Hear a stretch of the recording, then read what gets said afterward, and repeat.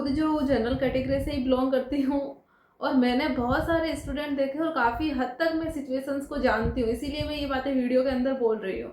अब general category का कोई स्टूडेंट जो है बाहर रह कर तैयारी कर रहा है और उसकी फैमिली की आर्थिक स्थिति भी हमारी कोई इतनी अच्छी नहीं होती है।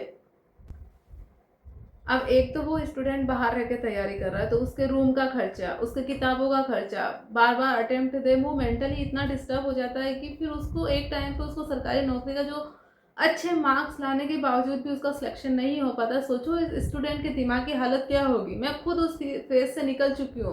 2018 में मैंने सेकंड ग्रेड का एग्ज़ाम दिया था, 2018 के अंदर। अभी 2026 चल रहा है। उस टाइम मैंने जो है मेरे साथ में जो SC ST की जो स्टूडेंट्स थी वो मेरे से कम मार्क्स लाके भी सेकंड ग्रेड में टीचर बन चुकी है और मैं अभी तक, अब तो मैं पढ़ाई नहीं करी क्योंकि कोई स्टूडेंट कब तक तैयारी करेगा, कब तक तैयारी करेगा, वो कब तक कितने अटेम्प्ट देगा। अच्छे अच्छे नंबर लाने के बाद भी हम लोगों का सिलेक्शन नहीं हो रहा है तो इंसान का जो है मनोबल टूट ही जाता है एक टाइम के बाद। और फिर घर वाले और समाज का अलग से प्रेस। और वैसे तो हम अपने भारत देश की बहुत सारी विदेशों से तुलना करते हैं कि अमेरिका यहाँ पहुँच गया, यूरोप यहाँ पहुँच गया। क्या अमेरिका और यूरोप में जो पॉलिसी चल रही है, जो नीतियाँ वहाँ पे चल रही है, हम भारत में अप्लाई कर पा रहे हैं?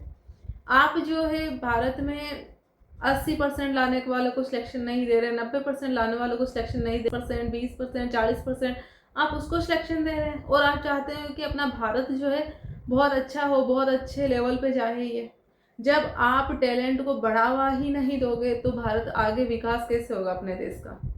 आप खुद सोचो ना।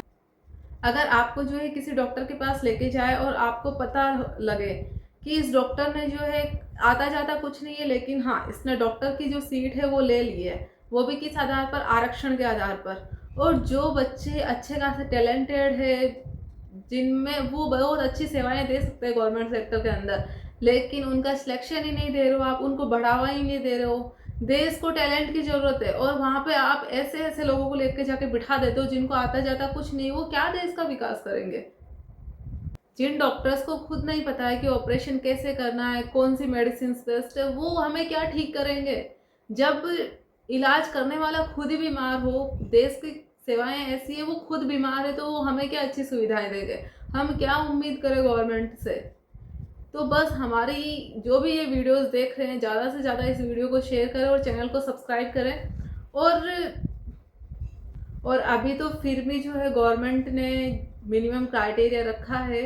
जैसे फर्स्ट ग्रेड हो गया तो वहाँ पे आपको 40% लाना कंपल्सरी। 40% अगर आप लेके आते हो तभी आप एग्ज़ाम में क्वालिफाई होगे। और रीट जैसी कर दी कि वहाँ पे आपको 60% लेके आने हैं। बहुत सारे CET कर दिया।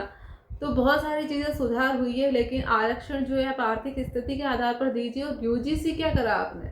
UGC की डिमांड किसने की थी? आपने सिर्फ वोट बढ़ाने के लिए UGC लेके आ गए। इसको UGC रोल बैक कीजिए, हटाओ ये जो भी गंदे कानून है।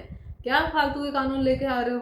आपको संसद में बैठ के मतलब कि कुछ नहीं करने को मिला तो फालतू में आप कुछ भी कानून बना दे रहे हो। जनता को परेशान करने के लिए बने हो आप नेता वगैरह, या फिर सेवाएं देने के लिए?